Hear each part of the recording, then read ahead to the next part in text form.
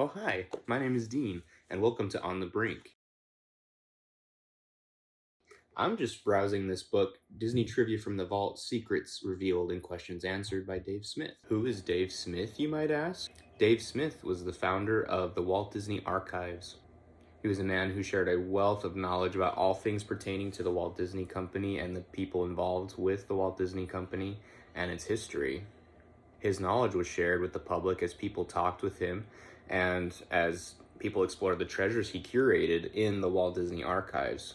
The archives, housed in the Walt Disney Studio lot, is a treasure trove of artifacts and acts sort of as a living museum and as a registry of all things pertaining to Disney films, Disney parks, etc. As chief archivist, Dave Smith took many questions from the public and from many coworkers, friends, acquaintances, anybody who had access to Dave, really.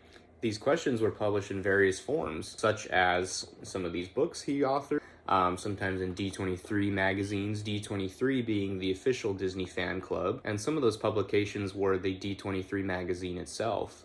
Located near the back, usually, was a column Ask Dave. Many of these, if not all, were published also on the D23 website. I've always found these question and answers to be very interesting. I've gained a wealth of knowledge from Dave. I want to use this YouTube platform as a way to share some of these answers to questions that I've had and maybe some of you have. And I want to also add some of my own observations and opinions to these. Dave was actually an acquaintance of mine. I met him in 2012 at Disneyland in the hotel ballroom at a D23 event called Destination D, 75 Years of Disney Animated Features. He was there with many other notable Disney figures, and it was neat to be able to go and, as a fan and as an aspiring historian, to shake their hands, get to meet them face to face, and to really just have a personal interaction. After I met Dave, he gave me lots of encouragement and lots of pieces of advice to my own aspirations and dreams. Back then I wanted to be an animator, and so he really encouraged me to fulfill that dream and to go to college.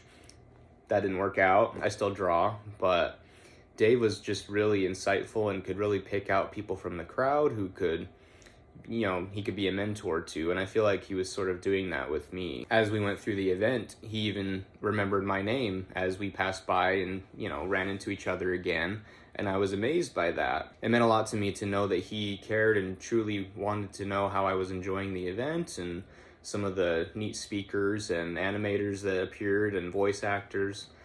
He was really wanting to make this experience for the true Disney fan. And I think he could tell that I was soaking up every ounce that I could of knowledge and any personal experience I could have with some of these people. It was inspiring to really feel cared for by such a notable figure as Dave. We connected on Facebook later and communicated for many years.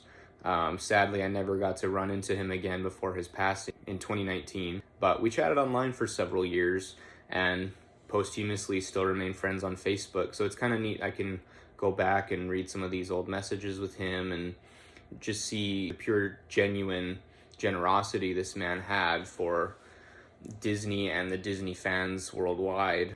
He even offered to take me to a personal tour of the archives if I ever made it back out to California, which sadly I didn't.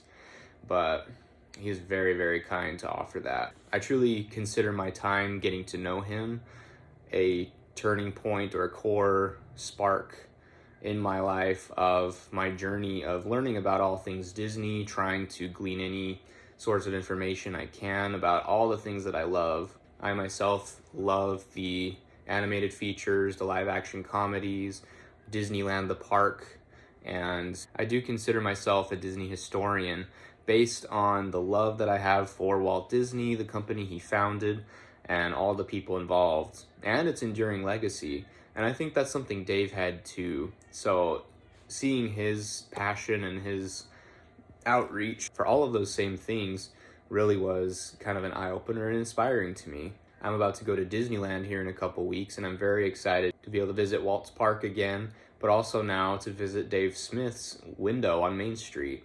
That'll be a really neat moment for me. This is the 100th year of the company's founding. Disney was, of course, founded in 1923 on October 16th, so we have a couple more months to go before the official 100th anniversary, but I myself cannot wait.